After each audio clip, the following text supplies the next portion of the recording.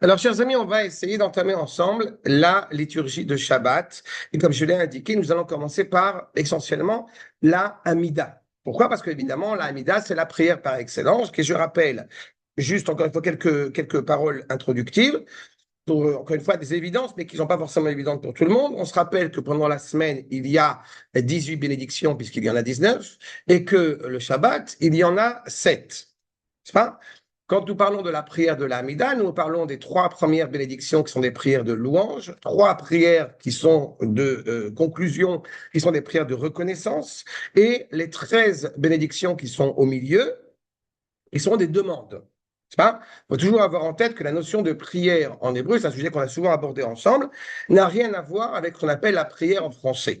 Pas? La prière en français, il y a cette notion, ce qu'on appelle aussi en hébreu la bakasha, mais Akash Borou, ce n'est pas une carte bleue, ce n'est pas une casse-pommade. Ça veut dire que quand on se tourne vers Akash Borou, notre objectif d'abord et avant tout, c'est d'opérer un jugement, une introspection. Leit palel, n'est-ce pas? C'est pilel, je me juge. Suis-je en accord avec le projet qui m'est ici indiqué? Alors, quand on arrive le Shabbat, justement, on est dans une préfiguration du monde accompli. Le monde accompli, c'est-à-dire une expression que j'affectionne particulièrement, nous sommes en Bluetooth avec Akadosh Baruch Hu. C'est ça aussi simple que ça. C'est-à-dire que toute la semaine, nous avons un devoir de travailler, comme vous le savez, pour justement se consacrer au Shabbat, eh bien, à être en pleine corrélation, en plein équilibre avec le Créateur. Pendant la semaine, si le Créateur est pleinement présent, alors il n'y a pas de place pour la créature. Et si effectivement il y a uniquement une place pour la créature, alors il n'y a pas de place pour le Créateur. Mais le défi hébraïque, c'est que justement, nous sommes partenaires. C'est pas? Comme a dit Bill Clinton, Shalom, Chaver. Mais on est justement dans cet équilibre parfait. Et le Shabbat, c'est justement une préfiguration de cet équilibre. Sans faire de digression, mais c'est quelque chose que je trouve vraiment exceptionnel, il ne faut pas oublier que le Shabbat est donc cette préfiguration et que le septième mois, c'est, ce n'est plus la préfiguration. Le septième mois, nous rentrons dans cette dimension-là. C'est-à-dire que c'est dans mois, dans un mois, c'est la fête de Tishri, c'est Rosh Hashanah. Nous sommes en pleine corrélation avec le roi. Je vais faire la parenthèse. Ça dépend comment on démarre l'année, parce qu'il y a Oui, c'est ça, je n'ai pas compris. même 4 années différentes. Non, il n'y a pas 3, 4 années, il y a 4 au nouvel an. Et les 4 nouvel an ont tous les 4 un sens bien défini.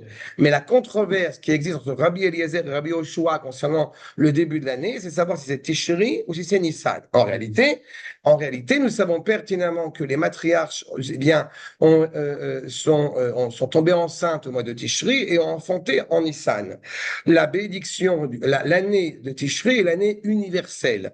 Avec le recul et avec la connaissance, ça m'a toujours beaucoup amusé quand vous avez des journalistes français qui disent et on souhaite une bonne année aux membres de la communauté. C'est pas vrai.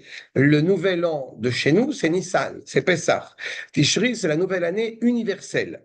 C'est le moment où justement Akash Borou remet les comptes à l'échelle justement du monde, ce qui est juste, ce qui n'est pas. Ce qui n'est pas juste doit disparaître et ce qui est pleinement et ce qui s'engage sur l'avenir va poursuivre. C'est l'essence même. C'est d'ailleurs pour ça, puisque vous m'invitez à le dire, c'est d'ailleurs pour ça que hier j'ai fait un cours avec quelqu'un, avec un ami, et il m'a dit, ce que je lui ai dit, c'était effarant. Alors c'était effarant pas parce qu'il était choqué par ce que je disais, mais parce que c'est l'antithèse de ce qu'il a été habitué à entendre concernant la célébration de Rosh Hashanah. C'est-à-dire que pour beaucoup de gens, quand on rentre dans Rosh Hashanah, faites des vœux.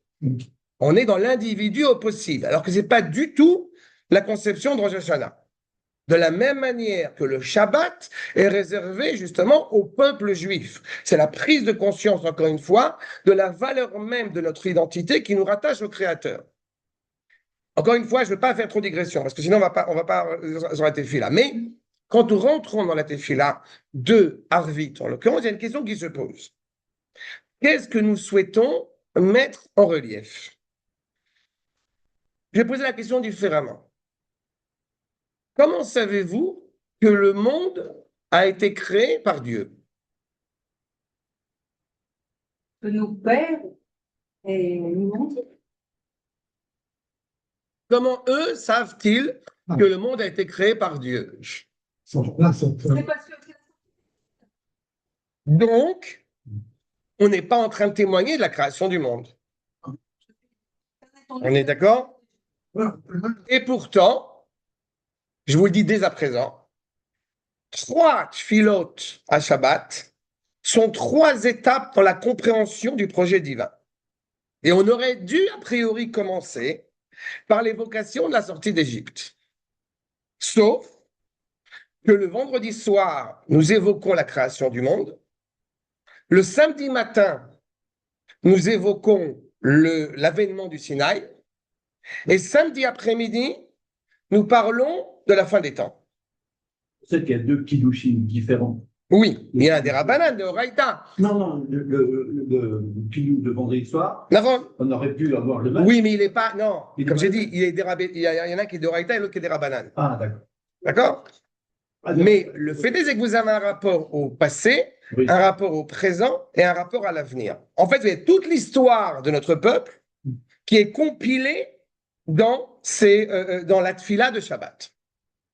Maintenant, comme je l'ai dit, je vais me concentrer uniquement pour le moment sur la prière du soir. Sur d'accord? Le boogie-boogie.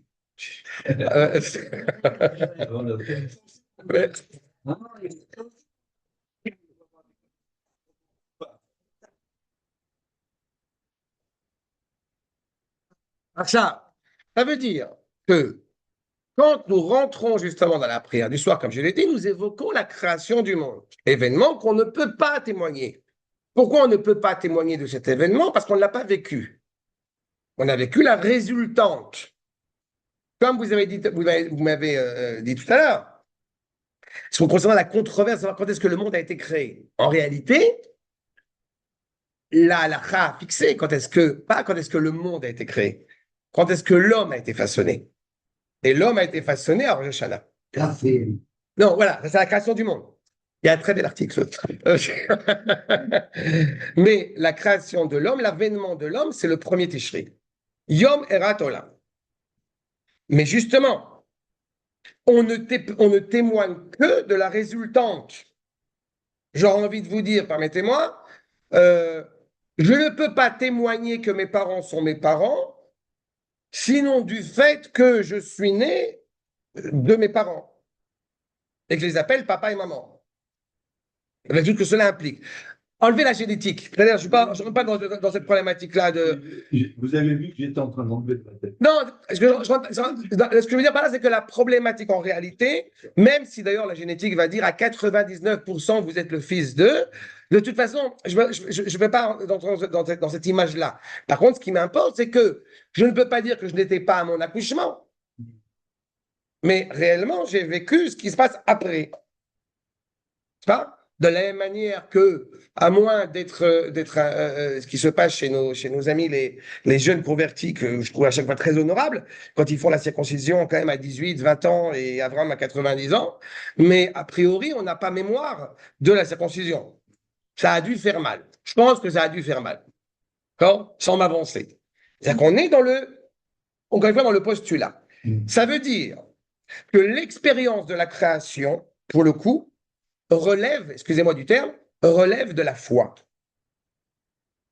relève du credo. Alors que l'expérience... C'est des termes complètement chrétiens. Non, mais je fais exprès là par le coup. Je fais exprès pour le coup. Parce que, alors que l'expérience de la sortie d'Égypte, l'expérience de l'avènement du Sinaï est un témoignage vécu. Oui. Nous avons rencontré Akadosh Baruch Hu face à face. C'est une autre notion. Et on aurait dû, et c'est très bien, et par rapport à ce qu'a dit Liette tout justement, on aurait dû a priori commencer.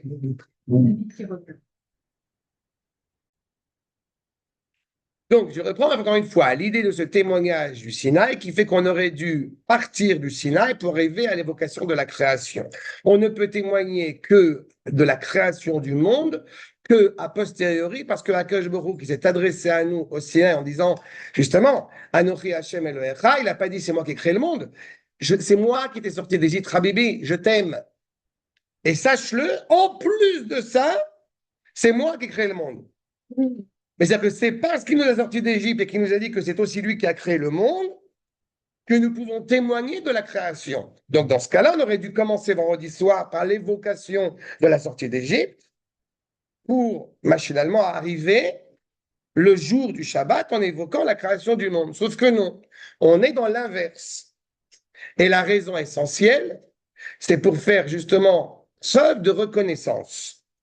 Dans l'ordre chronologique, il est évident qu'on ne peut pas appeler sa mère maman tant qu'on n'est pas né. Logique. Maintenant, regardez ce que nous dit, pour commencer, la source numéro 1, qui était le Mashgiach de la Yeshiva de Mir, que je ne connaissais pas, mais j'ai découvert, et il nous dit quelque chose qui me paraît très intéressant. Akadosh Baruch Hu Moshia et Adam, Akadosh Baruch Hu libère l'homme, Kedesh Yuchal Leodot Lo, afin qu'il puisse le reconnaître. Mais le reconnaître, c'est pareil. En hébreu, il y a cette notion, cette ambivalence de faire preuve de reconnaissance et de le reconnaître en tant que tel. Aoda'a, itachlit Yeshua. La reconnaissance est la finalité suprême de la délivrance et pas seulement la résultante. Je rappelle un élément essentiel. Beaucoup se sont interrogés à travers les siècles, chez nos maîtres, soit Litianuens, Chassidim, pourquoi Akadosh Baruch Hu a-t-il créé le monde? Les Chassidim, ils disent, parce qu'il avait de l'amour à donner. Et les Lituaniens vont dire, parce que ainsi est sa volonté. Le Rav Kook, qui a cette grande qualité d'unir à chaque fois, parce que sa volonté, c'est d'aimer sa créature. Bon, d'où il a pris ça? Du Ramchal. Il y avait le Ramchal qui était déjà avant, qui avait développé cette idée. Mais c'est ça, en fait. Ça veut dire qu'on n'est pas en train de dire, merci de m'avoir donné de l'argent pendant la semaine pour que je puisse faire Shabbat. Non, mon objectif, c'est d'être en plein, comme je disais, en plein Bluetooth le Shabbat. Donc, je vais travailler pour arriver à ça. Aux yeux de certains, malheureusement, le Shabbat est un jour de repos social. Mais dans ce cas-là, oui, mais encore moi, je n'ai pas prêt le fait de bien manger, de bien dormir le Shabbat, c'est pas ça le problème.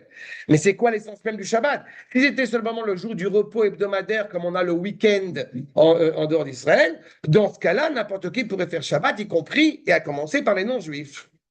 Sauf qu'un non-juif n'a pas le droit de faire Shabbat. Un ben noir, il y a une réserve, mais un non-juif n'a pas le droit de faire Shabbat. C'est quelque chose qui est spécifique et qui est réservé justement à Israël. Donc, ce n'est pas un jour de repos. Et pourquoi est-ce qu'un non-juif ne pourrait pas faire Shabbat? Parce que pour lui, ce sera un jour de paresse. Alors que pour nous, c'est un jour qui a une valeur extraordinaire. Parce qu'il permet de révéler ce que nous sommes vraiment. D'accord? On est dans une autre sphère. Maintenant, prenons la liturgie. Ata kidashta. C'est ce que nous disons à la Hamida. Ata kidashta et yom hashevi li shmecha. D'abord, je traduis littéralement tout ce qui nous est dit. Après, on va évidemment rentrer en profondeur sur ces paroles. Ata kidashta. C'est toi qui as sanctifié ce 7e jour en ton nom. Pour toi. אין, מחילה אין פשוט לא מספיק, שבוע הבא ניתן יותר. עכשיו, אתה קידשת את יום השביעי, d'abord c'est yom, c'est une valeur, le 7e jour. Quand on parle de 7, il faut toujours avoir en tête évidemment le rapport à la création, c'est-à-dire le rapport à l'équilibre parfait, n'est-ce pas? Je vous rappelle les enseignements bien connus de Manitou sur la nuance essentielle entre les chrétiens, les musulmans et les juifs concernant le rapport au 6e, 7e et 8e jour, puisque le 6e, c'est un rapport à l'islam, justement, on est dans le Yom Adin, on a le jour du jugement par excellence le plus cruel qui soit, on est dans l'homme qui a fauté et qui n'a pas encore fait de Tchouva. Le 8e, on est dans le jour chrétien, qui est le jour du salut par excellence, étant donné que le Messie, Dieu, qui vous voulez, l'autre là-bas, il est revenu, il est reparti, etc. Donc, on est déjà dans un monde réparé, c'est pour ça qu'il n'y a plus besoin de loi. Et en fait, l'équilibre parfait, c'est justement cette notion de 7e. Pourquoi? Parce que le 7e, et on va le voir tout à l'heure, c'est le moment où Akadosh Baruch Hu n'agit plus directement dans la création et laisse à sa créature la pleine liberté d'être. C'est ce parallèle parfait. Et c'est le Yom HaShevi'i. C'est l'harmonie par excellence. C'est pas? Jusqu'à présent, jusqu'au 6e jour, Akadosh est ingéré dans la création. À partir du 7e, on va le voir tout à l'heure, Vainafash. Alors, c'est pas il se repose parce qu'il n'est pas fatigué, quand Dieu préserve, mais il se met en retrait, n'est-ce pas? On l'avait eu l'occasion de faire avec Manitou. Il se met en retrait de son intervention directe dans la création. Ça veut dire que l'homme est en mesure d'être libre, d'être autonome, d'être mûr. C'est la fameuse expression de Lévinas que j'aime beaucoup quand il disait que le judaïsme c'est une religion d'adulte. Bon, il a dit religion, c'est une erreur, mais c'est pas grave. Mais la notion de religion d'adulte, on n'est pas justement infantilisé par le projet. Et c'est ça. Donc, Ata kidashta et yom hashevi li shemcha, c'est pour toi, pour ton nom. Quand on dit ton nom, vous savez à quel point le nom d'Akadosh Baruch Hu, le nom tout court, c'est quelque chose d'essentiel, c'est l'essence même de l'homme. Quand on veut gommer la dignité de l'homme, on lui enlève son nom. Le nom d'Akadosh Baruch Hu, il a toute cette particularité d'être prononcé pas comme il est écrit. Est-ce qu'on le prononce? Est-ce qu'on le prononce pas? Quel est le nom d'Akadosh Baruch Hu? Donc, vous comprenez à quel point c'est, quand on dit pour ton nom, en ton nom, c'est-à-dire qu'il y a quelque chose ici qui est essentiel. Tachlit maase shamaim vaaretz. La finalité de l'œuvre, je vais être très prudent comment je vais expliquer ça, de l'œuvre de la création, j'aurais pu vous dire du ciel et la terre, mais c'est faux. Maase shamaim vaaretz, le fondement de la dimension spirituelle et le fondement de la dimension matérielle ensemble. C'est essentiel. Je vous rappelle que ce qui est au-dessus de nos têtes ne s'appelle pas dans l'hébreu traditionnel Shamaim, mais s'appelle Rakia. Et quand nous parlons de Shamaim, c'est quoi? C'est la présence d'Akadosh Baruch Hu. Il est où? Sham. C'est où là-bas? Là-bas. Où tout est neuf et tout est sauvage. C'est un juif, on peut le citer. Ah oui.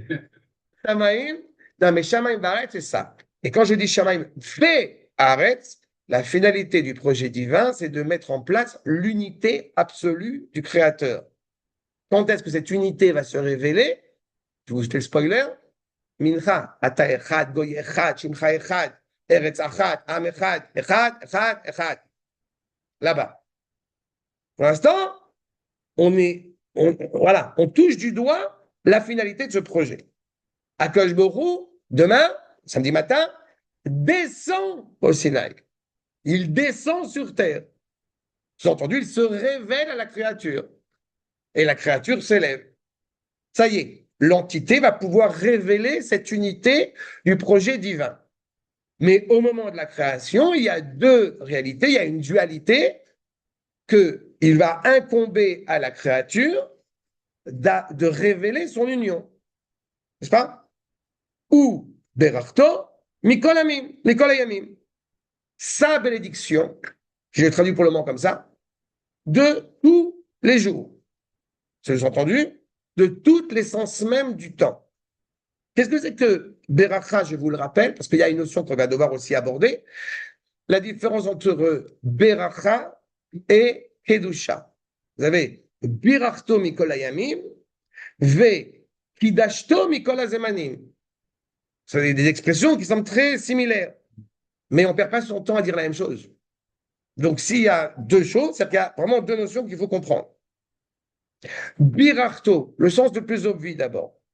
La bracha, comme rappelle le Maharal, 220 au niveau de la Gematria, c'est un ajout vital. Tosefet Chaim. Ça, Beracha, c'est ça. Baruch Ata, n'a jamais voulu dire, comme vous le savez, béni sois-tu. Ça veut dire, je te reconnais comme étant la source même de la bénédiction, la source même de cet ajout vital. Béni, il est. Il est béni par excellence. Mais par contre, mais grammaticalement, c'est faux en plus. Parce que quand on veut dire justement béni sois-tu, ça se dit Baruchu et Hashem Hamevorach. Quand on dit Hamevorach, justement, il est béni par excellence. Oui. Mais Baruch, c'est un passif, comme on dit Katouv. Donc, je te reconnais comme étant source de Baruch Ata. D'accord? Ce que je vous dis là, encore une fois, je ne vais pas dire toutes les choses à chaque fois.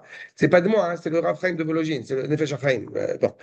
Aval. Donc, Birachto Mikol Ayamim, ça veut dire l'essence même vitale sur toutes les sens, sur tout l'espace-temps qui peut exister et concentré sur le Shabbat. D'accord? Shabbat, c'est le premier ou le dernier jour? Premier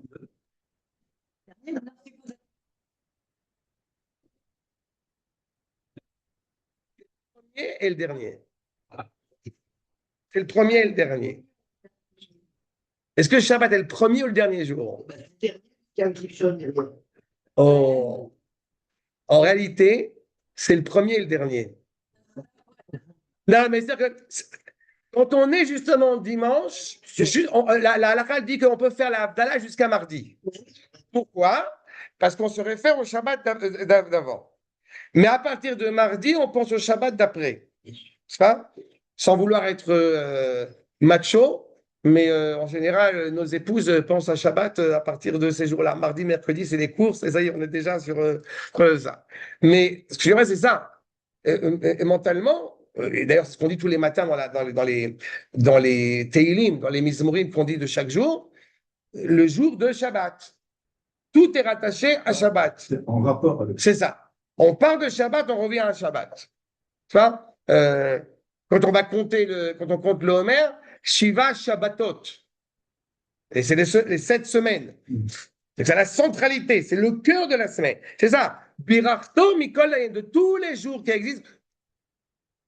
Je pense que vous avez tous vécu cette idée que vous avez acheté un nouveau fruit, on va le garder pour Shabbat. Oui. C'est ça. Et c'est quelque chose qui est pédagogiquement parlant et à mes yeux est très important. Mes enfants, quand ils étaient dès leur plus jeune âge, les jus de fruits, c'est pour Shabbat. Le coca, le machin, c'est pour Shabbat. Cette idée de festivité constante. Je vous avais livré une fois une plaisanterie qui avait fait beaucoup rire. Quelqu'un a essayé d'expliquer à un non-juif ce que c'est que Shabbat. Alors il lui dit vous faites la dinde au baron une fois par an? Bon, bah nous, c'est toutes les semaines. Ve kidashto mikol azmanim. Il y a une notion ici qui est très importante. Encore une fois, je pense que je m'adresse vraiment, je lis ce qui est écrit. Vekidashto mikol azmanim. Bon, le zman, évidemment, en hébreu, c'est très intéressant parce que vous avez la valeur du temps à la traduction hébraïque, elle est très, très importante. On passe son temps à compter. Pas? Quand je dis la valeur du temps, c'est la valeur du temps qu'on va donner ou qui nous est donné. Mais vous avez l'heure de la lecture du schéma, vous avez quand le soleil est tombé, on est très axé sur, encore une fois, sous-entendu, qu'est-ce que tu vas faire de ton temps? C'est pas seulement le temps qui passe. Là encore, dans une étude qu'on avait faite par rapport à Rosh Hashanah, c'est très intéressant de voir que dans la grande majorité des civilisations, le nouvel an, c'est l'occasion de se saouler. Sauf nous. Notre nouvelle année est l'occasion de réfléchir à la valeur et au sens de notre existence. On est exactement l'antithèse. Pourquoi ils se saoulent? Parce qu'ils sont désespérés du temps qui passe. Et ça pourrait, effectivement, être une période triste du temps qui passe. Sauf que nous... On charge le temps. C'est ça. Mais c'est justement ça. C'est la différence entre Shana, entre un temps qui serait répétitif et un changement, une mutation. C'est pas des pseudo-résolutions, nouvelles raisons que je vais prendre. C'est autre chose. Donc, Vekidashto Mikol Azmanim, c'est-à-dire que, alors que les jours de fête, justement, c'est l'occasion pour nous, par nous, de donner, en tout cas de révéler cette valeur au temps, mais Kadesh Israël va à Zemanim, ce qui se passe pour les 3 fêtes, n'est-ce pas, de pèlerinage. Le Shabbat, c'est Akol Baruch Hu lui-même qui est Mekadesh et à Shabbat. Il y a une valeur intrinsèque à la sainteté du Shabbat qui n'est pas dépendante de nous. Et c'est pour ça, d'ailleurs, ce que vous m'avez demandé tout à l'heure, sur le fait qu'on parle de Kiddush et pas de Kadesh. Kiddush, c'est un substantif. C'est une réalité. Est-ce que tu vas gagner ce Shabbat ou tu vas louper le coche? Ou tu vas passer à côté? Alors, Mais c'est ça la question. alors, Quand on est justement dans ce témoignage du Kiddush, c'est qu'on reconnaît la valeur intrinsèque du Shabbat. De ce que cela, encore une fois, explique, ce que cela exprime. Qui dashto mikol azmanim, de tous les temps auxquels je vais pouvoir éventuellement donner de l'importance, eh bien, il y a un temps qui est important par lui-même. En français, c'est par exemple en fait, des notions qui sont tellement influencées par la chrétienté, et là encore une fois, je suis très pointilleux là-dessus, tout ce qu'on appelle, tout ce que les crétins appellent sacré, qui n'a aucune valeur à nos yeux. Nous ne sommes pas en train de sacraliser quelque chose. En hébreu, vous avez Mukdash et vous avez Kadosh. j'ai préparé. Non, C'est que Dieu préserve. C'est différencié. Différencié. Mais c'est très important, parce que si vous dites séparé, disait le Rav Yehuda, le fils du Rav Kook, si vous dites séparé, on est dans l'idolâtrie. D'accord. Séparé, ça veut dire que Akadosh Baruch Hu est présent dans la paroisse, mais il n'est pas présent ailleurs. Non, c'est pas. Donc c'est pour ça que non. Non, c'est pas tel que je. Non, j'ai bien compris, mais c'est pour ça que c'est différencié. Différencié. Il y a des degrés de révélation de sainteté. Mais quand nous parlons justement de la notion de sacralisation, je suis agriculteur, enfin je ne suis pas agriculteur, et j'ai une partie de mon lopin de terre, au-delà de ce que je dois apporter au Beth Amikdash, etc., que je veux réserver à Akadosh Baruch Hu, Ani Akdish Oto. Je vais consacrer ce lopin de terre-là, et je ne suis évidemment, après l'avoir consacré, je n'ai pas le droit d'en profiter à titre personnel individuel. Mais je l'ai consacré. Alors que Vekidashto, c'est le Shabbat, il a un sens absolu à ses yeux, à lui. Mais comme vous dites consacré, c'est sacré avec. Consacré. Oui, mais c'est moi qui le fais. D'accord, c'est ça. Après, évidemment, je parle. Qui veut ça. C'est vrai du français. Après, évidemment, quand vous avez dit ça, vous avez raison sur le fait que je suis pas en train de consacrer, je sais pas, un âne au Beth Amikdash, qui serait inapproprié à amener au Beth Amikdash. Oui. D'accord? Mais on parle de quelque chose qui a encore quand même une valeur inhérente en soi. C'est pour ça que mon chant ne peut être consacré que dans la mesure où je parle d'un chant en Eretz Israël. Ouais. Parce que le seul endroit, évidemment, où Akadosh Baruch Hu réside et il peut exprimer sa sainteté, c'est en Eretz Israël. Bon, ici, tous ceux qui sont étudiés avec moi depuis déjà quelques temps le savent pertinemment. Akadosh Baruch Hu n'est présent ni à Brooklyn, ni à Ouman, ni à Paris, ni à Pavé. C'est pas? C'est évident.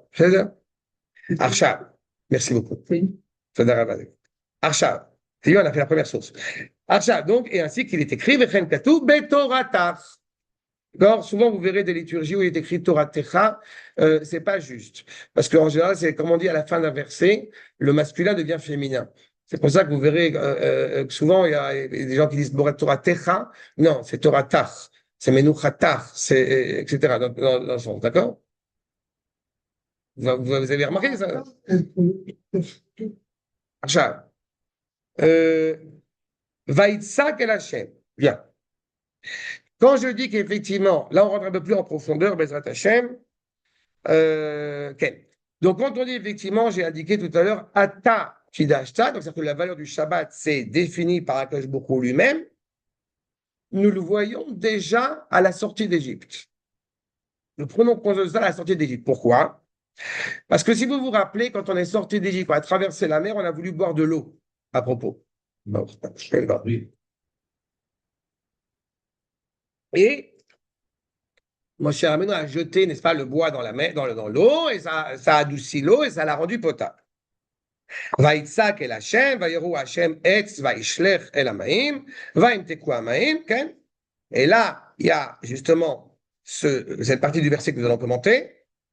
Sham, sam lo chok u mishpat, vesham nisaou. Là-bas, après avoir traversé la mer, il y a différentes lois qui vont être fixées. Il faut se rappeler que quand on sort de la mer, on a déjà réintégré oralement toute la Torah depuis Bereshit jusqu'à Béchalach. D'accord? Moshe Rabbeinu va après retranscrire pendant 40 ans cette Torah, et de ce qui se passe après Béchalach aussi, mais il y a une tradition, il y a une transmission orale. C'est pas Bereshit, ça avait déjà été transmis, notamment par Avraham Avinu. De génération en génération, on avait reçu oralement. Puis on a vécu 210 ans en Égypte, donc on a un peu oublié. Et justement, à Rosh Hashanah, quand on a commencé à se retrouver, on a cessé l'esclavage en Égypte, alors on a commencé à réintégrer, si je puis dire, notre identité réelle. C'est pas maintenant. Donc, avoir fixé justement là-bas les différents chok ou mishpat, chok, sous-entendu, les décrets fixés exclusivement par Akash Baruch Hu, sans obligatoirement en connaître le sens, et mishpat, ce qui va, encore une fois, une mitzvah qui serait éventuellement compréhensible. Nous dit Rashi, Bemara, donc à cet endroit justement où l'eau était dite amère, Natan lahem miktsat parashiot shel Torah. Il a donné un peu des parashiot de la Torah. Sheitasku bahem, ça y est, commence à étudier un peu la Torah, alors qu'on n'a pas encore été au Sinaï. Shabbat ou Paraduma, Vedinin. Voilà, on a déjà reçu, encore une fois, la valeur même du Shabbat. Alors, je sais ce que vous allez me dire. Donc, surtout, tu vas me contredire. Tu vas dire, mais pourtant, en Égypte, on a commencé à faire Shabbat déjà. Ce que je voulais dire. D'accord? Le Midrash, il dit qu'on a commencé à faire le premier Shabbat. Justement, Mimacharat à Shabbat, on commence à compter le Homer. Macharat à Shabbat, c'est Pesach. Le premier Shabbat, on l'a fait en Égypte. Quand on dit qu'il faut faire 2 Shabbats pour avoir la Géoula, en fait, on parle de Pesach, c'est par rapport à Pesach, c'était avant la délivrance, et le Shabbat après la délivrance. Mais en réalité, le premier Shabbat qu'on a fait, on l'a fait sous l'émulation de Moshe. On a écouté Moshe. C'est pas? Alors que là, on comprend qu'en réalité, le sens même de Shabbat, eh bien, est voulu et souhaité par Akash Baruch Hu lui-même. C'est-à-dire que quand on va demander, par exemple, à quelqu'un, mais pourquoi tu fais Shabbat? Bah, j'ai travaillé toute la semaine, je suis fatigué. Bah, vous comprenez que c'est pas la bonne réponse. Parce que dans ce cas-là, moi, je me repose en prenant mon téléphone portable, en regardant toutes les séries Netflix pendant tout le Shabbat, et je me repose. C'est quoi la fameuse, à chaque fois, thèse qui est tenue? Ma fin, c'est pas du travail. Vous connaissez ce truc, ce genre de propos? Malheureusement, le problème de la... J'appuie sur un bouton, c'est pas du... Mais t'as rien compris. D'abord, c'est pas travail en hébreu, c'est pas avoda, c'est melacha. 2, les 39 melachot, elles sont rattachées à la tâche même au sein du Beth Amikdash. C'est-à-dire qu'on est directement rattaché, encore une fois, à un parachèvement de l'œuvre divine. Donc, on n'est pas dans l'épreuve de la fatigue ou de l'effort. On est dans à quoi je vais me concentrer, à quoi je vais me consacrer pendant cette journée. Même quand je vais dormir, comme quand je vais manger, quand je vais rigoler, quand je vais discuter, quand je vais chanter, ce n'est que l'expression de l'amour indéfectible qui me rattache à Kadosh Baruch Hu. C'est ça l'expression du Shabbat. On peut avoir fait, comme on dit, fait Shabbat sans avoir enfreint aucun décret de Shabbat. Et pourtant, on a loupé le Shabbat. Je fais partie des fous en plus que je ne suis pas fan de Rabbeinu Tam ou pas Rabbeinu Tam, mais je fais partie des fous que il a créé un minyan après Shabbat. C'est-à-dire on sort de Shabbat 1 heure après Shabbat. Ah, comme ça. Voilà. Et alors? Ouais. Non, ça veut dire qu'il y a certains qui sont très empressés à sortir de Shabbat. Ouais. Parce qu'il y a le Dieu Malboro qui nous appelle. Qui nous appelle. Attends, là, on est sur la notion. Vous excluez totalement la notion de repos dans Shabbat. Elle existe. Oui, mais justement, Il n'y a pas de repos. non, c'est pas ce que j'ai dit. Non. C'est très important votre remarque. D'abord, est-ce que je dors Shabbat? Est-ce que je dors Shabbat? La réponse est oui. La sieste de Shabbat, elle est incomparable avec tout ce qu'il peut y avoir pendant la semaine. 614e. Mais par contre, la valeur de ce repos prend une formulation, prend une valeur qui est indéfinissable.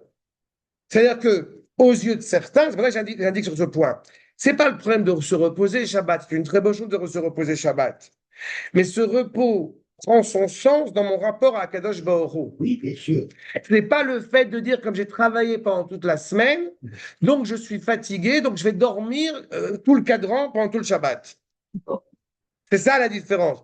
Vous avez une sorte, ce que je veux dire, comme j'évoquais tout à l'heure, la notion d'unité entre le ciel et la terre.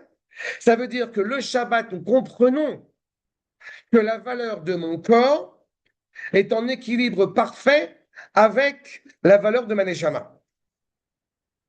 Et on aurait pu penser, quand on vécut une culture séparée, une culture séparatiste, que toute la semaine, je m'occupe de la matière, je m'occupe du corps, et le Shabbat, parce que je suis consacré à Dieu, je vais jeûner. Mais on n'est pas du tout là-bas. Puisque justement, la valeur même du Shabbat, c'est de réaliser, encore une fois, cet équilibre, cette unité totale entre le corps et la neshama. Mais donc, quand je vais aller me reposer, et la preuve, c'est que le repos, comme on aime dire à chaque fois, ce que dit la Gemara, le taveline, les condiments de Shabbat, vous mangez la dafina, vous mangez le tchoulen, vous mangez ce que vous voulez en semaine. Et Shabbat, ça n'a pas le même goût. Yes. Ça veut dire qu'il y a quelque chose qui n'est pas définissable. La seule manière de pouvoir expliquer à un juif qui malheureusement ne saisit pas encore la valeur de Shabbat, qu'est-ce que c'est Shabbat? C'est de l'inviter chez vous. Mais de lui expliquer avec des mots, c'est quoi le kiff de Shabbat, mais il ne peut pas comprendre. Exactement. Et malheureusement, pour un certain nombre de juifs qui vont techniquement faire Shabbat, ils ne vont malheureusement pas saisir la valeur essentielle de Shabbat, ou pour des raisons spirituelles, surtout, il ne faut pas dormir Shabbat, il faut passer son temps à étudier et je ne sais pas quoi, ou alors, Shabbat, c'est uniquement, il faut dormir. Oui, mais Shabbat, Alors, vous comprenez que ce n'est pas ça. C'est justement l'unité. La raison de cette unité, cet équilibre entre Shamaïm et Aretz. Shabbat, Exactement. Shalom, encore une fois, pas une sorte de Shabbat, de sabbat en paix, comme dirait Henri Guibet dans le Rabbi Jacob, mais un Shabbat qui soit justement, comme dit en français, plein, intègre, complet. mais le Shabbat, ça n'a rien à voir avec le principe du repos. Je me repose parce que j'ai trop travaillé la semaine. C'est ce qu'on vient de Le dire. Shabbat, déjà, le matin avant Shabbat, tu prépares, c'est-à-dire un travail à faire. Tu penses à qui? Au Shabbat. Tu arrives le soir, tu t'habilles vite, tu te prépares, tu vas où? À la bête à Knesset. Non, mais il y a aussi du repos, c'est pas le problème. Il y a aussi, peu importe. Non, mais il y a aussi, cette notion là, il y a l'empressement, mais il y a aussi cette notion de... Non, tu vas faire plein de choses. Tu vas faire plein de choses.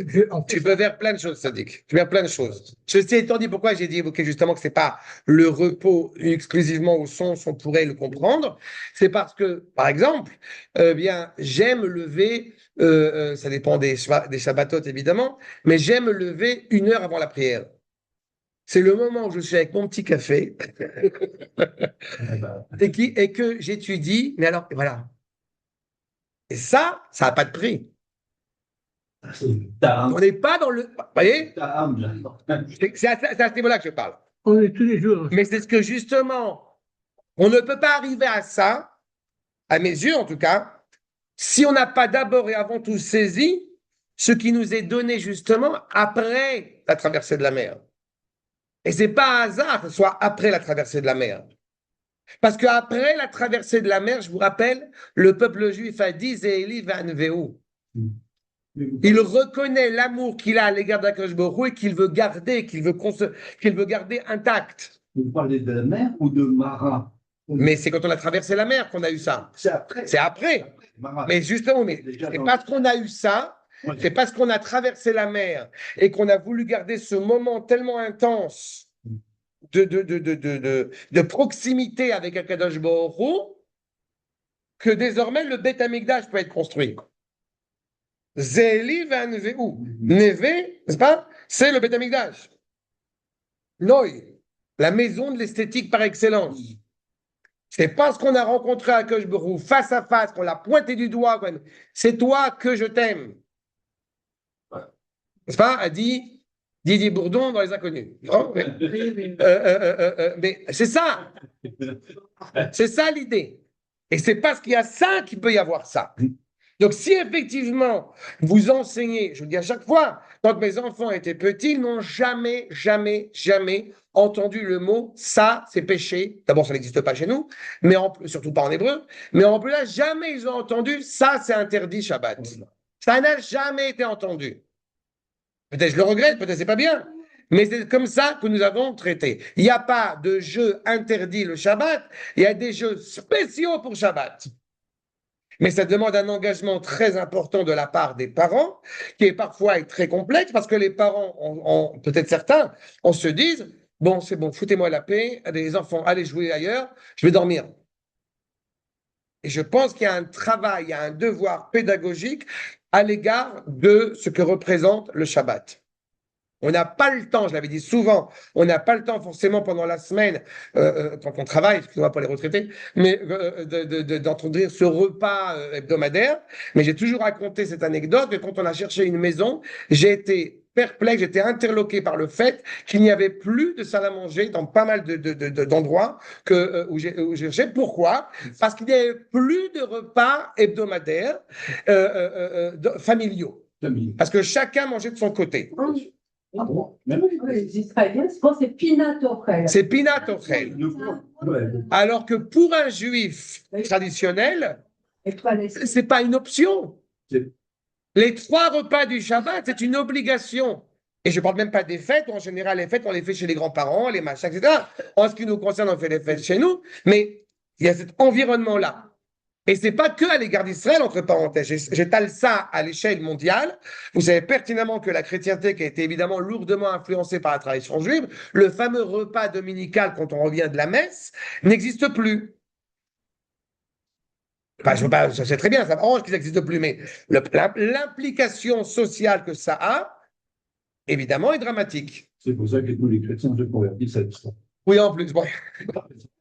Ah, mais vous comprenez que dans la tradition juive, la valeur, encore une fois, du foyer, Ishu Beito, ça c'est par rapport à Hanouka, mais c'est constamment, c'est très important.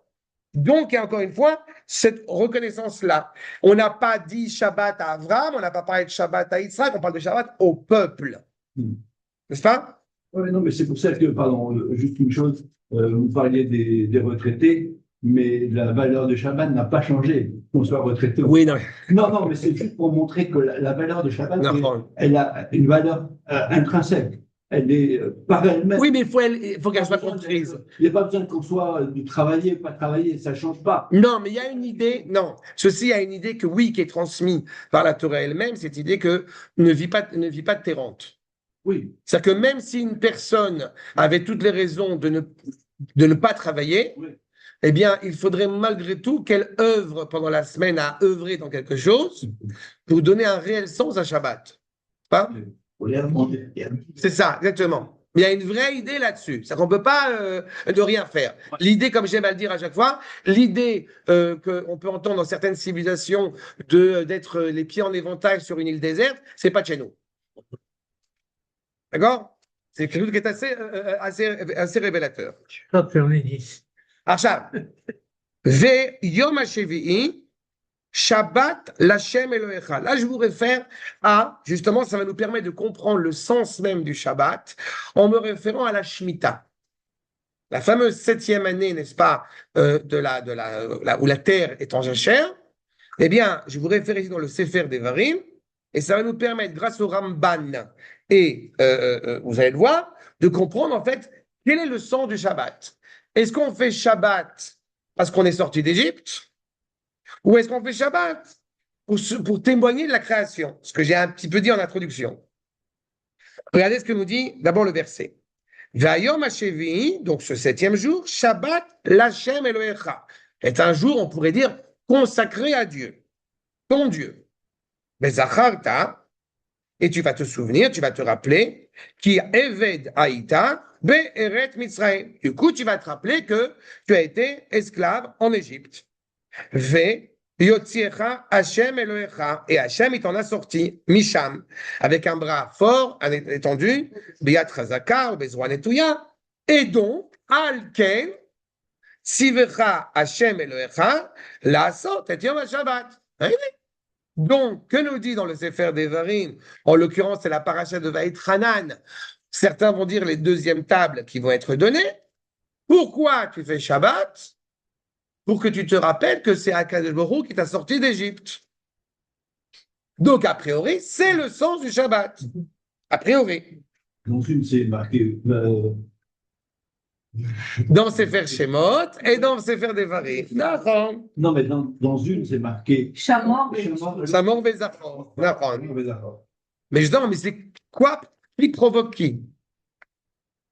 Ah, qui engrange quoi? Ah, d'accord. Oui. Est-ce que c'est la sortie d'Égypte qui engrange la création du monde ou c'est la création du monde qui engrange la sortie d'Égypte? D'accord. Comme je vous ai dit, le soir, on évoque la création du monde, parce que chronologiquement parlant, c'est ce qui s'est passé.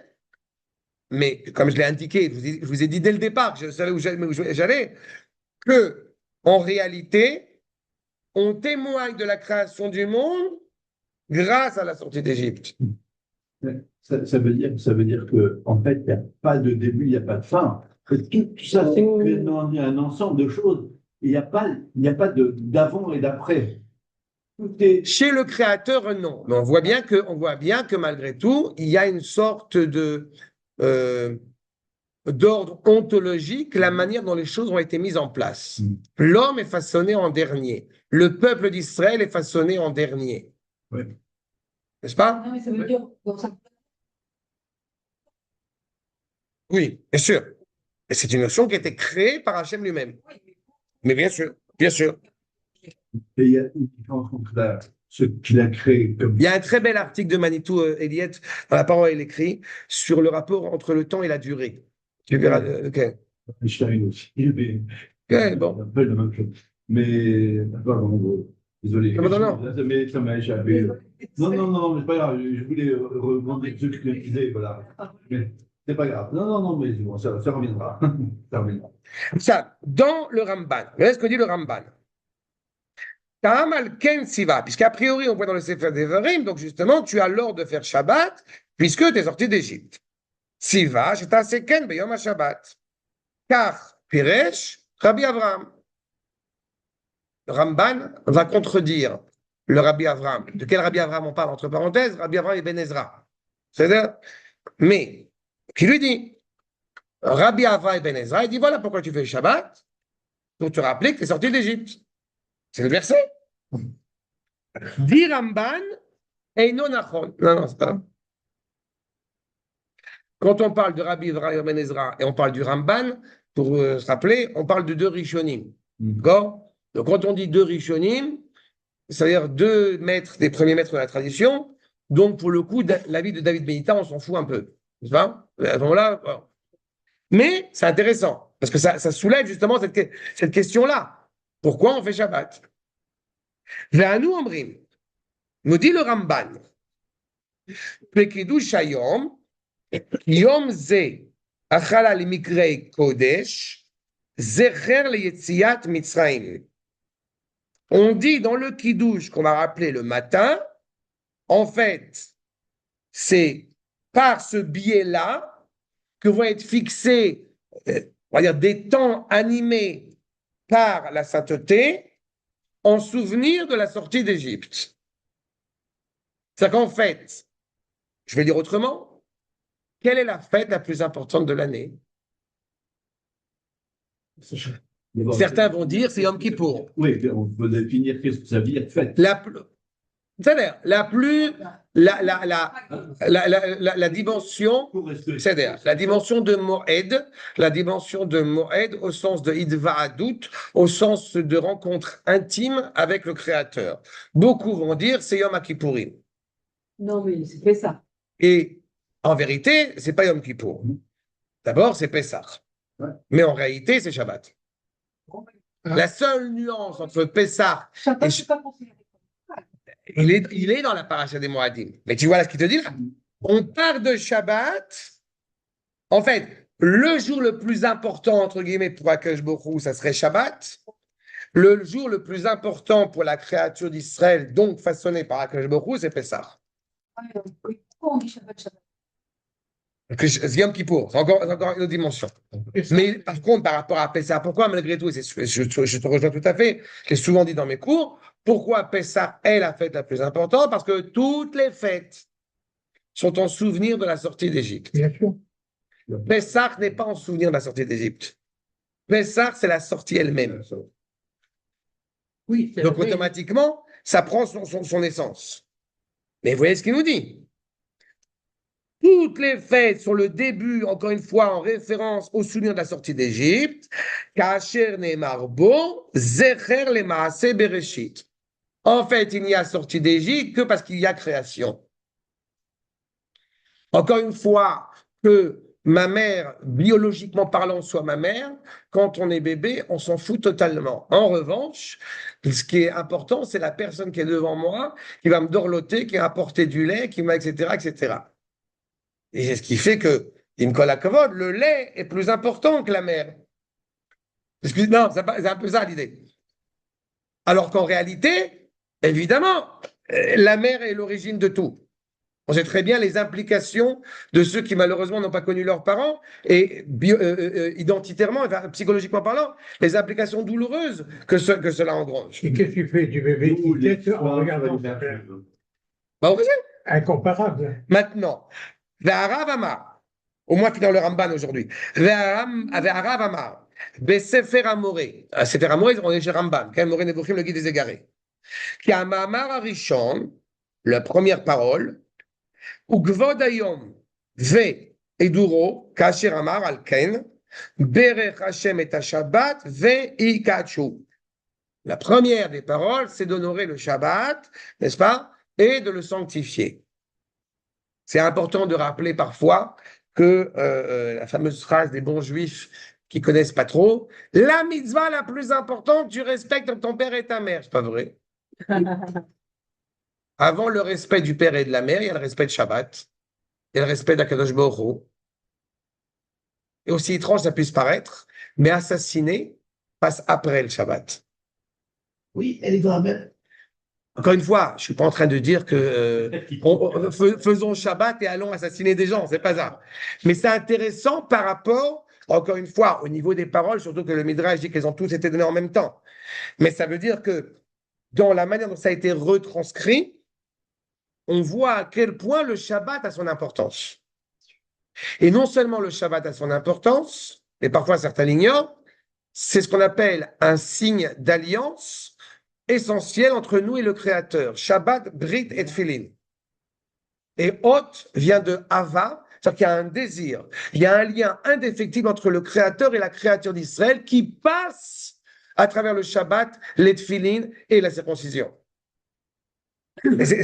Encore une fois, ça n'enlève absolument pas le respect qu'on a pour ses parents et pour les créatures et pour ne pas vous convoiter.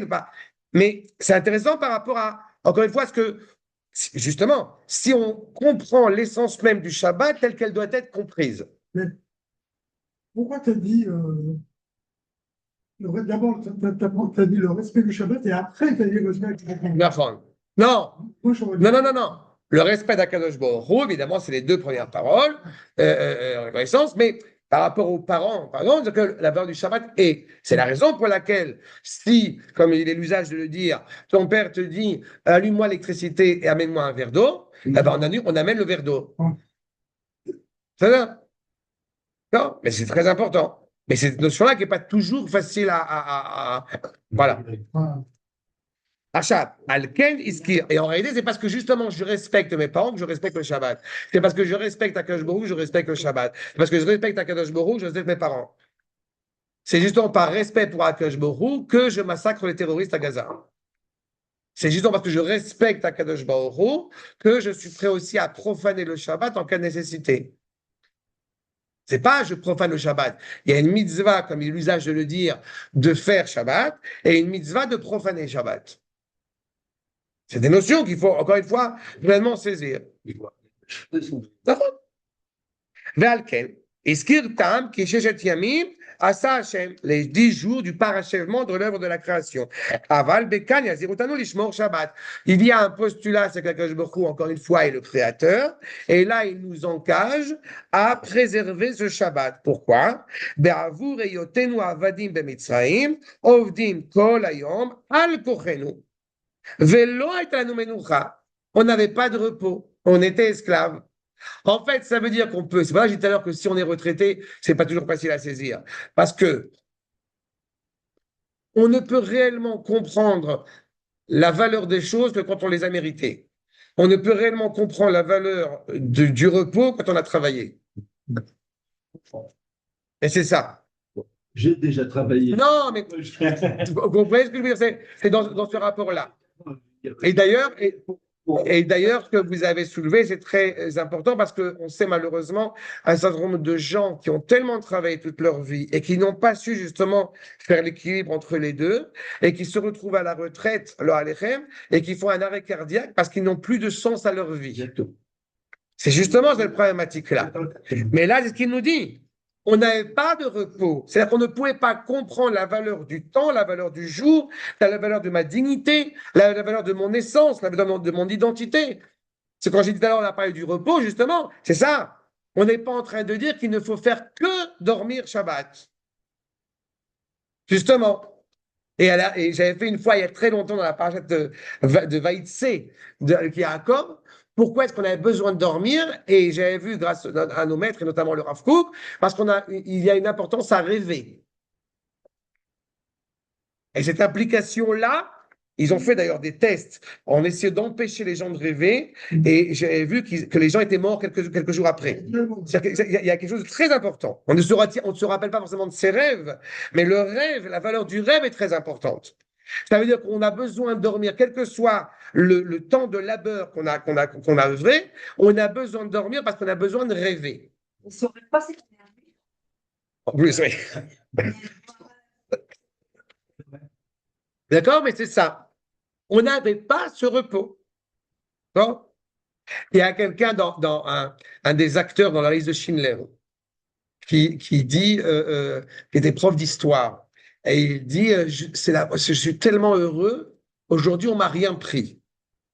On m'a rien pris, on m'a pas frappé, et j'ai trouvé ça émouvant la mélodie parce que bon, il y a beaucoup de choses qui sont des vrais témoignages dans les de Schiller, c'est pas juste des phrases pour le texte. Et alors, évidemment ils répondent, mais on n'a plus rien à te prendre. Qu'est-ce que tu veux qu'on... Non, mais j'ai pu formuler une idée libre. Et je trouve que voilà, c'est ça. C'est cette idée-là. Quand on est tellement à Vodat Parer avec le joug égyptien, on n'a pas le temps de penser. On n'a pas le temps de pouvoir justement rêver. Ils ont fait en sorte, et Dieu sait combien notre histoire a été parsemée de cela, bien avant les nazis, de nous empêcher d'être. Le Shabbat te permet de réintégrer cette dignité d'être. Tu peux être évêque pendant la semaine, tu peux la avode pendant la semaine, et du coup devenir un esclave. Alors que le Shabbat, tu vas être consacré à quoi? Au Melachot. Ça vient, je rappelle, de Malach. Tu as une mission. Évidemment, l'avantage qu'on a en Israël, c'est que on peut réellement ne pas être esclave de ce que nous faisons parce que nous avons le privilège d'être chez nous.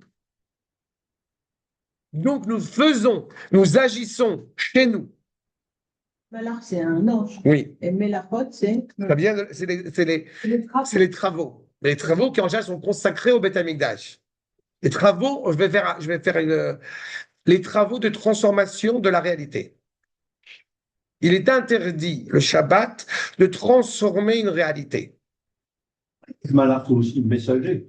C'est la même chose, c'est un envoyé. Oui. Le malach, il n'a pas d'aile. Hein. Enfin, en l'occurrence, il a 6 ailes. Voilà, il a 6 ailes, c'est déjà, mais il n'en a pas. Achab, Veu Yetzavenu Ata. Donc, il nous ordonne désormais l'ishbot velanoir. L'ishbot, ça veut dire, justement, comme j'ai dit, d'arrêter de créer. Et, bon, c'est pas créer, d'arrêter de transformer, puisque rien ne se crée, tout se transforme, comme a dit le rabbin Lavoisier, bien connu. Aval, l'ishbot velanoir. Kedesh naskir, justement, qui va nous permettre, Naskir Chesdei Hashem Alenu, qui va nous permettre de rappeler la bonté, la bienveillance d'Akadosh Baruch Hu sur nous, Beotzio, vous avez le Ramban, on est la 3e, 5e ligne. Okay? Chesdei Hashem Alenu, ce qui est souligné. Beotzio Otanu, miavdut lemenucha. Je te sors d'Égypte pour que tu puisses être vraiment toi. Vraiment toi, ça veut dire, comme j'aime à le dire, quand un juif va dire « Moi, j'ai pas envie de faire Shabbat », c'est pas vrai. Tu as envie, mais tu le sais pas encore. J'ai pas entendu. Mais avdout, les menoucha, le repos, la sérénité. Veine, et Shabbat bichlala, shnetami, d'où le fait que nous donnions 2 sens. 2 raisons à Shabbat. Le premier, l'Amin bechidush haolam kiesh Eloah boré. Le premier, puisque c'est pour, encore une fois, être confiant dans le fait que ce monde a un créateur, évidemment, qui s'investit dans l'histoire. C'est pour ça que, je vous rappelle, à chaque fois que vous avez différents penseurs, différents scientifiques, dont Hawking, qui vous explique que le monde va exploser. Oui, à chaque fois Hawking, j'ai tendance à faire ça. Eh bien, qui explique que le monde va exploser, il est mignon. Et lui, il va mourir et nous, on va continuer. Pourquoi? Parce que le monde a un créateur. Et alors, parce qu'il a un créateur, du coup, ça implique que le monde soit éternel? Non. Sauf qu'à Kadosh Baruch Hu, il a dit à Noach, déjà à l'époque, que jamais il ne détruirait le monde. Et pourtant, il y a des millions et des milliards de gens qui ont été détruits à travers l'histoire. C'est vrai, parce qu'il jamais il s'est engagé à détruire le monde à titre global, mais à titre local. On a vu Sodome et Gomorrhe et d'autres régions dans le monde. À partir du moment où ils ont des comportements qui sont immoraux, alors automatiquement, à long terme, que beaucoup il est patient. Il est miséricordieux. Baruch Hapaim, pour ceux qui suivent mes enregistrements quotidiens sur les 13 valeurs de la miséricorde divine. Et à un moment donné, tac, ça casse. C'est fini, on ne peut pas éternellement. Veliskor, od achesed agadol. Donc d'un côté, il y a une évocation de bonté infinie parce que le monde a été créé. Akadosh Baruch Hu ne nous doit rien. C'est pas nous, lui, qui travaille chez nous. On peut être adolescent mal élevé et dire à ses parents, mais c'est vous qui avez voulu mettre au monde. C'est votre problème. Mais à un moment donné, il faut être conscient de ce qu'on dit quand même. Et de l'autre côté, et aussi, l'iskor od achesed agadol, sha'asa imanu, she'anachnu avadav, asher kana otanu lo le'avadim. Et l'autre bienveillance extraordinaire, que nous sommes ses serviteurs, que nous sommes ses esclaves. Il nous a achetés, il nous a acquis. Il y a quelqu'un qui m'a dit une fois, et là c'est un membre de la famille de mon épouse, qui a dit quoi, sous prétexte qu'il nous a sortis d'Égypte, il faudrait le remercier toute notre vie. Ben, je lui ai fait retourner en Égypte. Mais à un moment donné, il faut se poser la question d'arabatalisme. C'est ça. Ceux qui n'ont pas compris, encore une fois. Il faut sortir tous les jours d'Égypte. D'abord, il faut sortir toute l'année, ça, on sait avec la ce que ça représente. Mais il y a plusieurs notions, encore une fois, sur la question de l'Égypte, mais je vais plus loin que ça. Quand on avait fait Pessah, on avait parlé de cela. C'est pas nous qui devons sortir d'Égypte, c'est le monde qui doit sortir de l'esprit égyptien dans lequel il se trouve. C'est le Sfatemet, Yetziat Mitzrayim. Le monde vit dans un carcan limitatif, alors que nous sommes rattachés naturellement à l'éternité. Et par influence des nations, nous avons tendance de temps en temps à l'oublier. C'est pas? Influence. Mais ça ne suffit pas au Ramban, cette idée, cette démonstration. Pas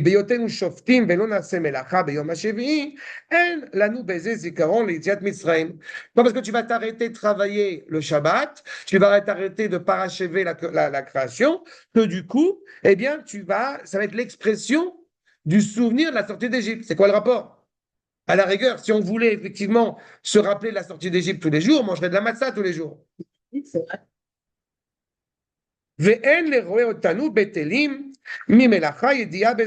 Encore une fois, à partir du moment où nous voit en train d'annuler la possibilité de parachever l'œuvre de sa création, n'a pas de rapport a priori avec le souvenir de la sortie d'Égypte. Rak et Kesha Kol HaMitzvot. Simplement, nous faisons ce que Akadosh Baruch Hu nous ordonne de faire. Et donc, le premier sens du Shabbat, c'est quoi? Hachem a dit. Mais Hachem, il n'a jamais dit que tu ne devais pas écouter tu devais pas allumer la télévision de Shabbat. Il n'y a pas de télévision dans la Torah. D'abord, il faudrait se demander si Akadosh Baruch Hu, il est intéressé à ce qu'il y ait la télévision toute l'année et toute la semaine, en soi. Aujourd'hui, on l'a remplacé avec l'ordinateur, c'est encore autre chose. Mais sur le fond, Akadosh Baruch Hu, il n'a pas dit que tu ne devais pas regarder la télévision. En revanche, il a dit que tu devais écouter les Chachamim. Parashat Shoftim. Comme dit le Rambam dans son introduction à la Mishnah, il y a ce qu'on appelle des mitzvot des Rabbanan et des mitzvot des Horaïta. Des mitzvot qui sont inscrits dans la Torah et des mitzvot fixés par les Chachamim. Sauf que il y a une mitzvah fixée dans la Torah d'écouter les Chachamim. Et quand des barbus disent des bêtises, ça devient compliqué. Et malheureusement, il y en a quelques-uns. Pas beaucoup, mais il y en a quelques-uns. Et ça fait suffisamment de bruit dans les médias pour nous énerver. Et encore, t'es poli.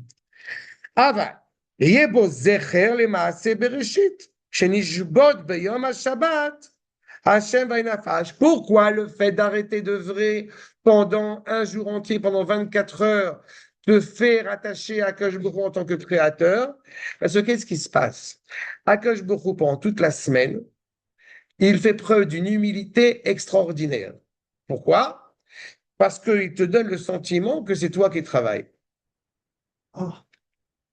Ben oui, parce que Akadosh Baruch Hu, il est intéressé, si je puis dire, à ce que tu sois son partenaire. Et pour que tu puisses être pleinement son partenaire, s'il était pleinement présent, comme on l'a dit, tu te dirais, mais j'ai apporté une bougie alors qu'il y a un soleil. Donc, qu'est-ce que fait Akadosh Baruch Hu? Il se met en retrait.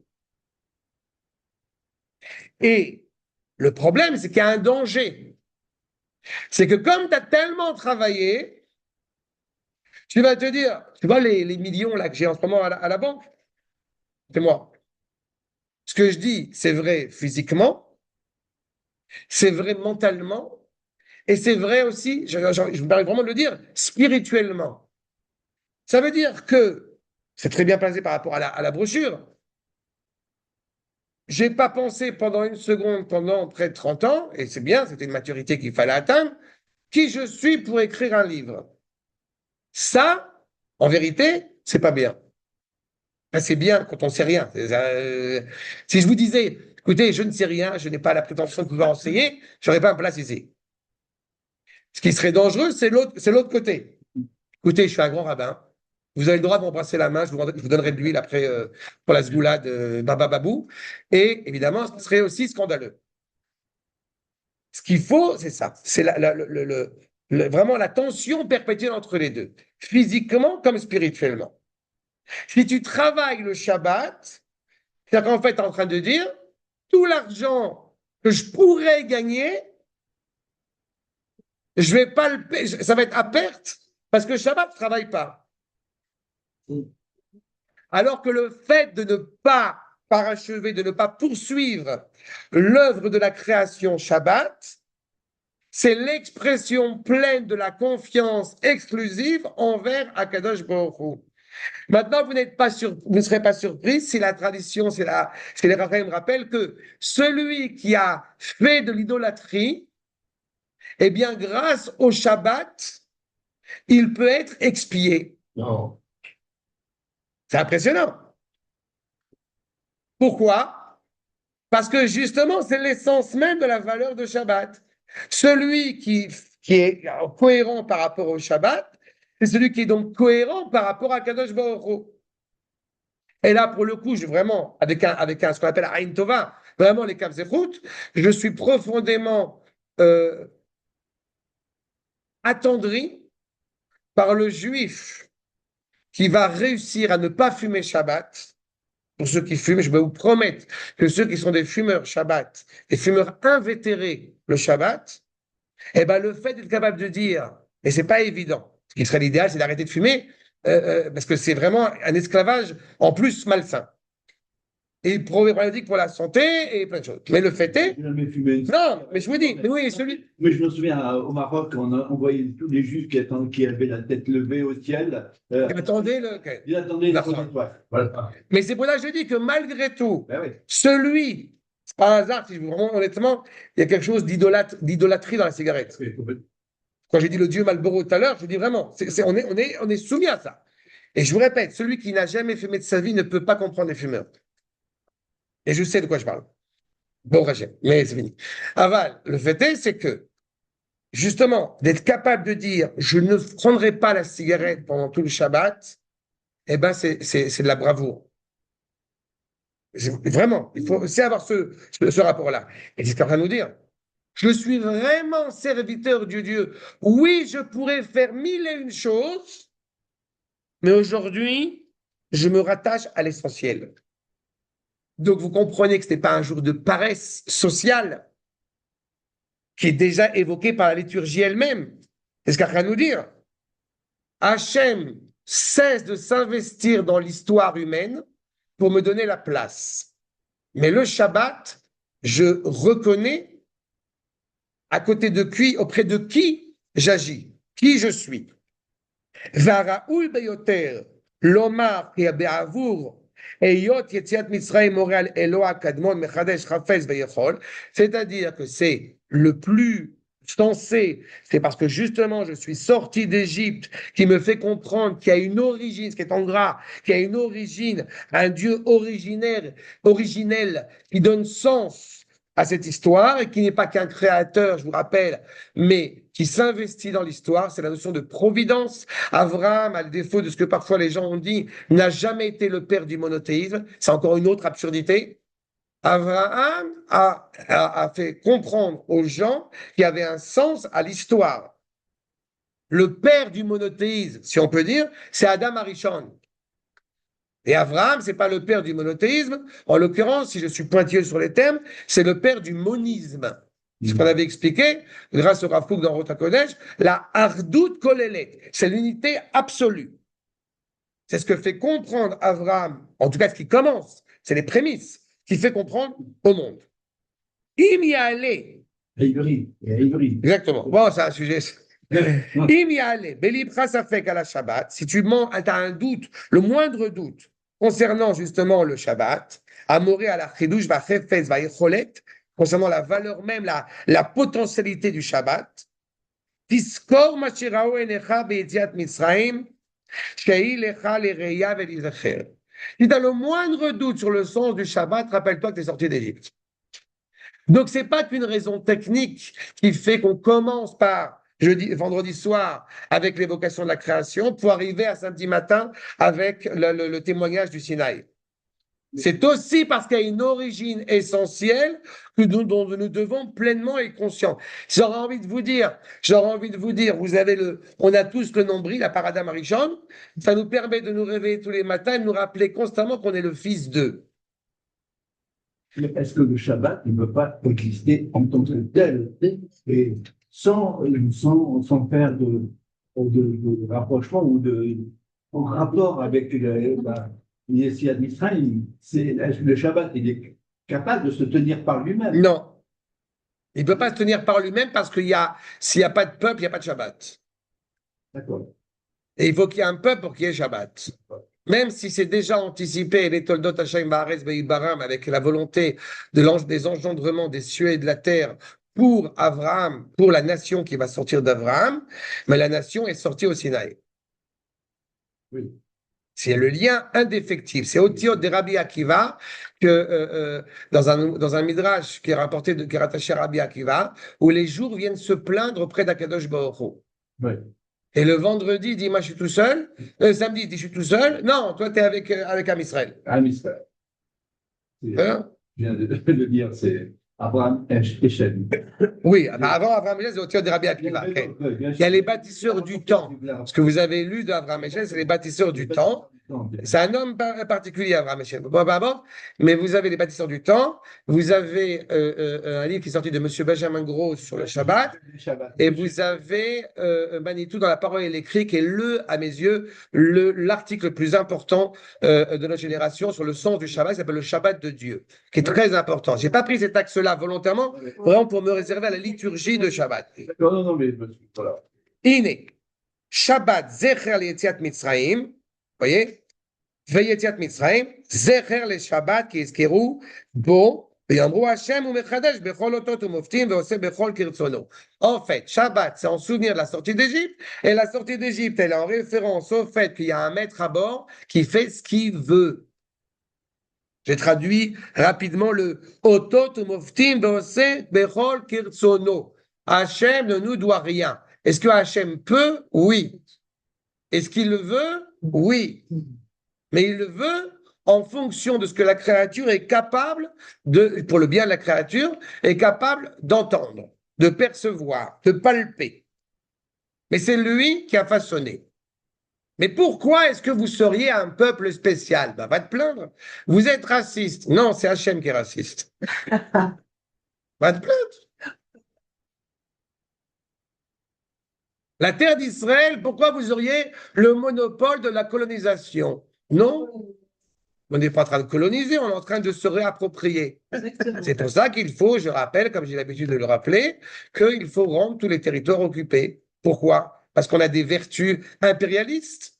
D'abord, ça ne me dérangerait pas, mais ce n'est pas le propos. Non, parce qu'il ne peut pas y avoir de présence totale et complète et d'intimité entre le Créateur et la créature d'Israël, et par extension, eh bien, la présence de Dieu, donc du bien, donc de la morale dans le monde, tant que le peuple juif ne siège pas pleinement sur sa terre, du fleuve de l'Euphrate au fleuve du Sinaï, et de la mer et au-delà du Jourdain. Allez expliquer ça nos chers gauchistes. Mais non, mais je me fatiguerai pas alors. Kiou Asher bara Kol, c'est lui qui a façonné. C'est le premier rachis de la Torah. Ouais. Donc, que les Juifs comprennent ça d'abord, après on verra les autres.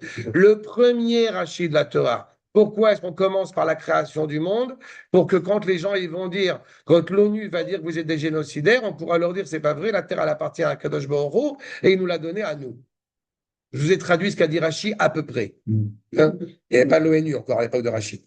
Kiwa asher bara hakol b'maaseh bereshit. V'zeh ha'ta'am al ken tzivlecha Hashem Elohecha la'asot et ha-Shabbat. C'est pour ça que Akadosh Baruch Hu t'a ordonné de faire le Shabbat. Donc là, on a étudié simplement aujourd'hui Ata kidashta et yom hashevi lishimcha tachlit maaseh shamayim ba'aretz. Voilà ce qu'on a expliqué aujourd'hui. Ce qu'on va devoir expliquer la prochaine fois à Bezrat Hashem, c'est le fait que Shabbat est appelé un cadeau. Pourquoi Shabbat? Et ça revient un peu à la question que vous avez soulevée. Est-ce que Shabbat aurait pu exister par lui-même? Le terme n'est pas bien choisi. Il aurait pu. Akadosh n'a pas besoin d'Israël.